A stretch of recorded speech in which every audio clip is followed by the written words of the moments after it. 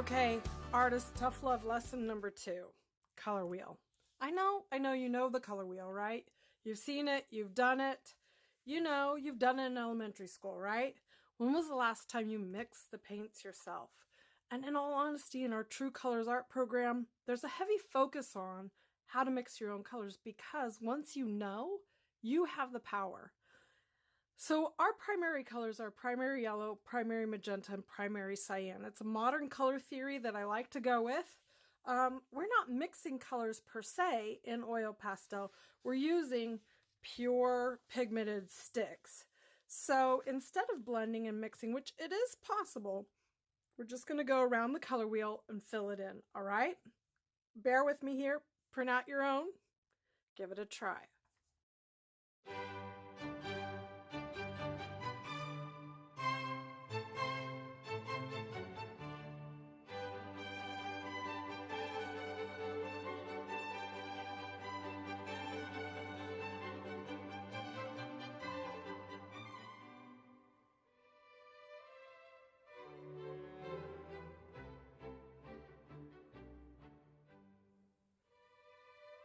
Okay, that was pretty basic, right?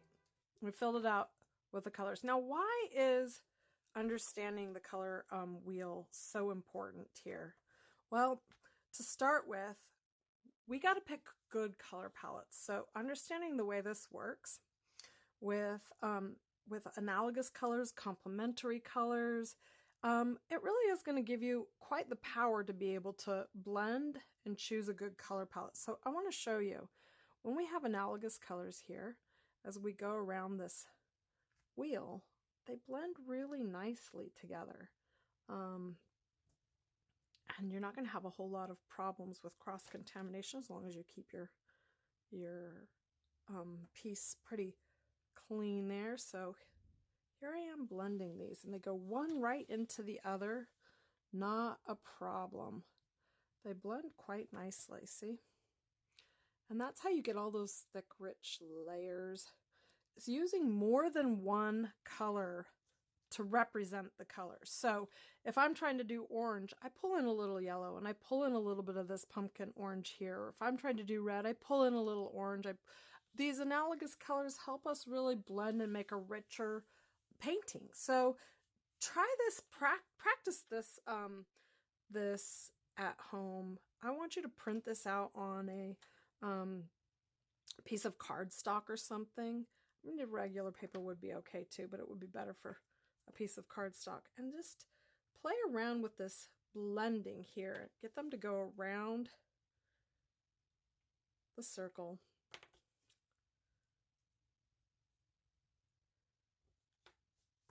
And then you can see, so every time I pull another color in, I can blend it. See how nicely those two blend together. So I can go right over it and I'm not going to have a problem with making mud. So how do we make mud?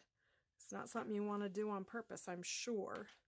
But if you know your colors well enough and you understand complementary colors, then when I go to mix this purple and this yellow, and that purple gets up into that yellow, we start making mud.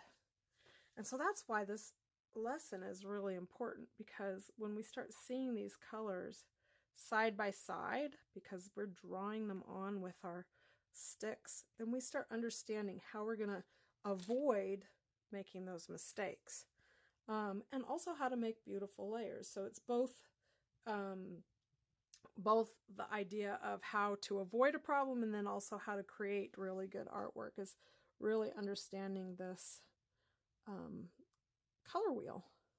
So I'm going around the whole thing and I'm blending one right into the other, and they look really quite stunning in a nice rainbow. Now I wanted to point out, oops, I've got the wrong one here, but we don't have to worry too much because it's all on the same side of the wheel. There we go. So you see how nice that yellow and that green blend together? The light green and the dark green. We've got it, folks. I hope you've tried this at home. All right, let's see what happens if I pull this down and I cross it with, let's see, well, we need that hot pink, that one right there. Again, we've got ourselves mud gray. Now, sometimes you want to make grays and muds and browns. Now you know how. You need the complementary color, but most of the time we want pure color. Most of the time we're trying to make something really nice here, and we really don't want to make mud. And so I'm trying to show you, you've got that power. If you understand that complementary color is just going to create havoc for your artwork, here you go. And you know, you got to be careful. So I hope that first step in looking at how these colors work together will help you get a better idea of how not to make mud and how to pick an analogous color that looks really nice. So here we go. Here's the light, our darkest color, a little bit of this one. And I have to blend this one's not quite a perfect match on my palette. There we go. Now we've got ourselves all kinds of muddy colors, but that's kind of cool because I hope that gives you a good visual of how when our complementary colors touch, that they can contaminate and make a less pure color. But when they're analogous, side by side on the color wheel, we've got color harmony happening, right? Now let's talk about value. I know I was talking about that as part of composition and design, but it also goes along with color.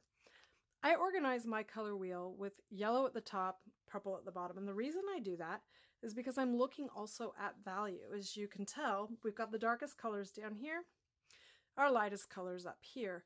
And by having this segregation, we can start looking at our colors as part of our values as well. So when I need to darken something, I turn to these darker colors down here. When I need to lighten it, I have these up here. And then of course our magic color white. Here we go, there's white. I'm gonna want to keep my paper towel close by so that I can clean it off. But if you can see, as I start to blend around this color wheel, it's giving me a chance to see how I can lighten all of these colors. Of course, I'm blending as I go quite conveniently because they are all monochromatic. Now, if I take my finger, you can see I've got myself value also by using white to lighten everything.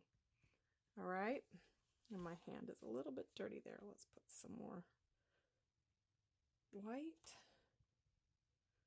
Yeah, definitely clean your finger in between. There we go.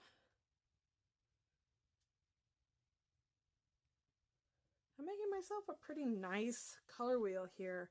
So also, if you want to darken, making mud is one of the ways to darken. I know that seems kind of crazy, but one nice thing though, let's take a look at these colors just a little closer. We have a lot of choices if you get a large set.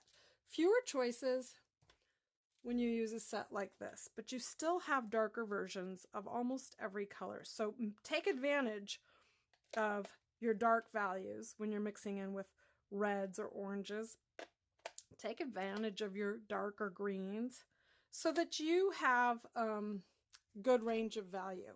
If there's not enough contrast, your painting is going to fall flat and boring.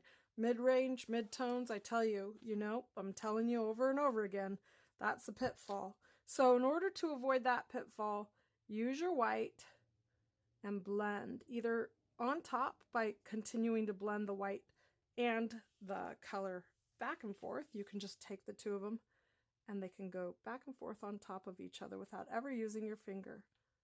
Or you can use your finger to blend them as well. It just really depends on the texture that you want to create there. You can do that again here. And then blending it back and forth with the white.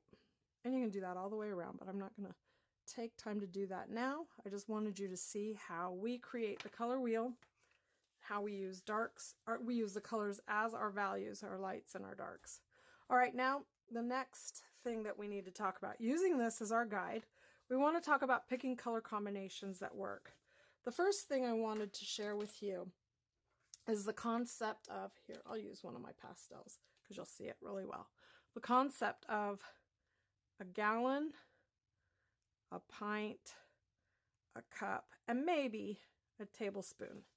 All right. Forgive me for all of you in the metric system. We'll just stick with this boring old complicated system here. Gallon. Gallon meaning this is our majority color, the focal color we're going to have of our overall painting. Then our accent. This one could be continuing around the color wheel, making more complementary color, or it could be, analogous color, because my hands are dirty. So maybe we choose yellow as our focal. And these would be both in the same place here. This is better to demo it by saying yellow, my dirty yellow, and this light orange. And all of these analogous colors is going to be the main focal of my painting, right? And then I'm going to choose complementary as my opposite. So let's just say this next color, I'm going to have quite a bit of blue. Maybe blue, because we like to do analogous colors. Maybe our next are complementary, and that's our focal. So don't forget your value. All right, so these are our colors. We've got our main focal colors here, right? And then we have our secondary colors. Now for punching it up, we might choose something else. Maybe it has just a bit more rich green in it. And then for a highlight peekaboo color, I might just have a little bit of, well, you can't see that, but a little bit of pink. But our main focal color, so that we're not making all even color choices. We're going to have a lot of one, less of another, and then just a hint of other colors. The way we do that keeps things from being stagnant. So your number one rule in creating good paintings is contrast. Think of the word contrast every time you're looking at and analyzing your work. Do you have contrast in the amount of color you're using? Do the colors contrast? Does the value contrast? Texture contrast? Do my shapes contrast? We're looking for some sort of dichotomy between two or more items, rather than having everything be the same. Symmetry is the death of a composition. All right, so what other color combinations could we do? What if I decided this was going to be one of my main focal colors, right? I want this green, and maybe this, I'm gonna make sure I'm keeping these clean. Maybe this one here. We've got a lot of green going on. A little bit more. Let's see. Well, I do love these. They're all a little bit different variations. So they're all in the same family. They're all analogous. They all work. And these are the greens I'm using. I'm taking a look at that as being my main color family, right? Maybe a little of this for value. Now, what do I want in contrast to that? A really lovely choice would be to use these pinks. So maybe this is my next choice. Some pinks and even some light pinks. That's all giving me a nice contrast. So they're going to be my next color that I choose, color palette that I choose. That would be this here. We don't always have to have all of them, but you definitely have to have them not be even, disproportionate contrast, right?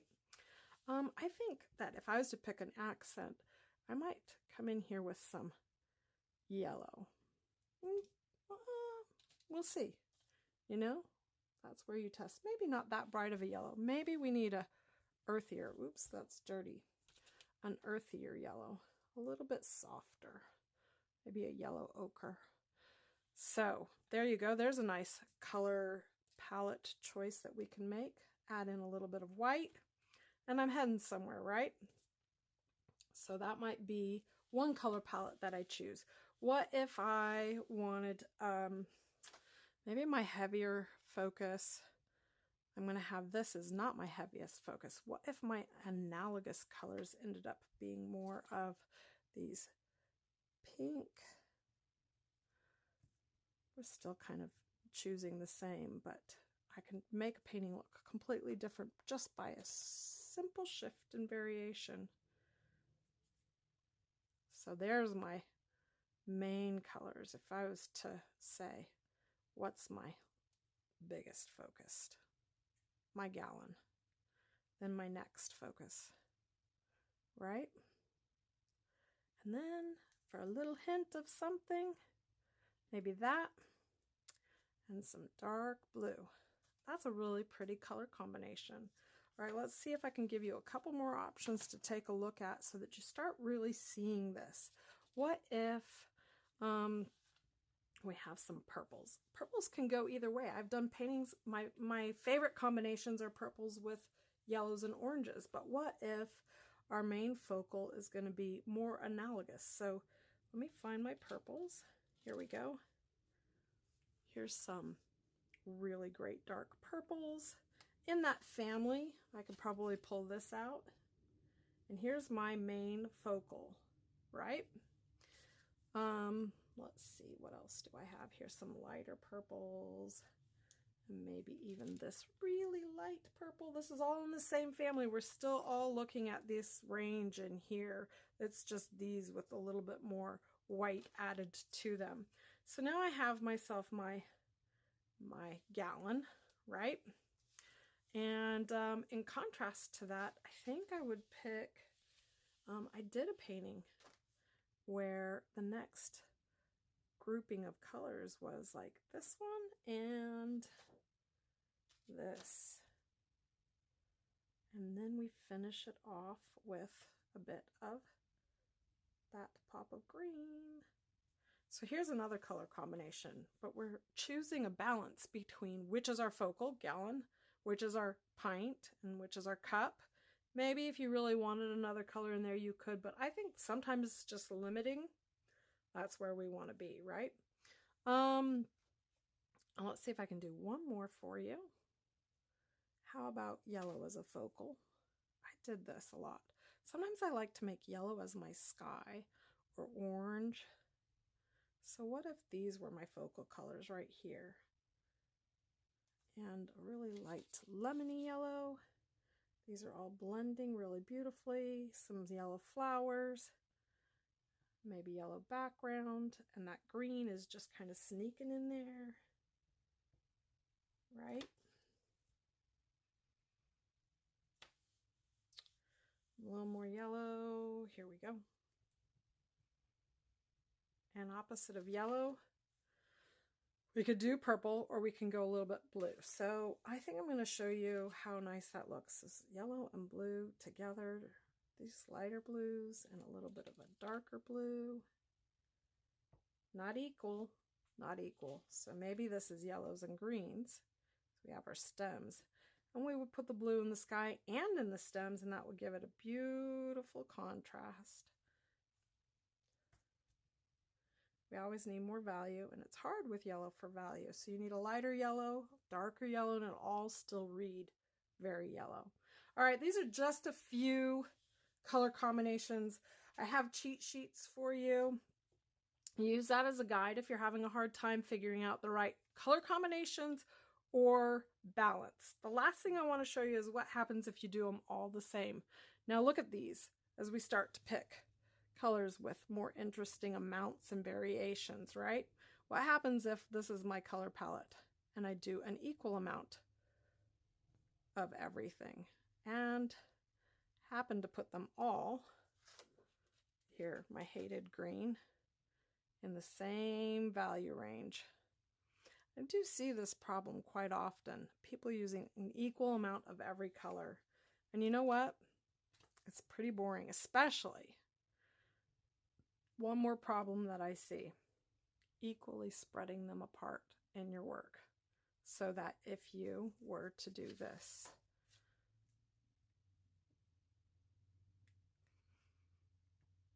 I have those flowers there, then I have those flowers there, And then I have the yellow flowers. Guess what I'm making? I'm making all the same amounts, same spaced.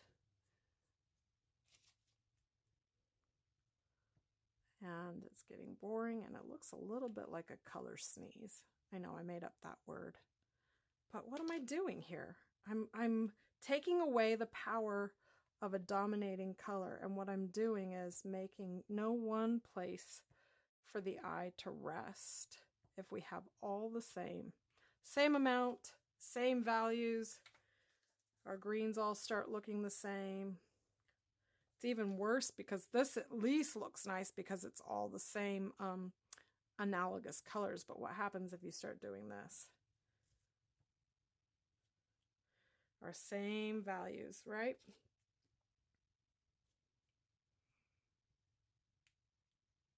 So I hope this lesson isn't becoming too tedious and boring for you. But in all honesty, these are the challenges that I see the most that artists struggle with. They're doing this. They're making an even amount of everything. And contrast is key. I'm going to get that into your head. Contrast is key. So to make good work, keep working on making contrast in your work. And contrast, I'll make you'll have a sheet for printout to remind you. But contrast means our size, our texture, our value, our colors. This doesn't have enough contrast. I mean, just look at that little bit there. It all looks the same. It starts looking too even, especially if they start touching. Then what do you have? You just have one big blob of too evenness.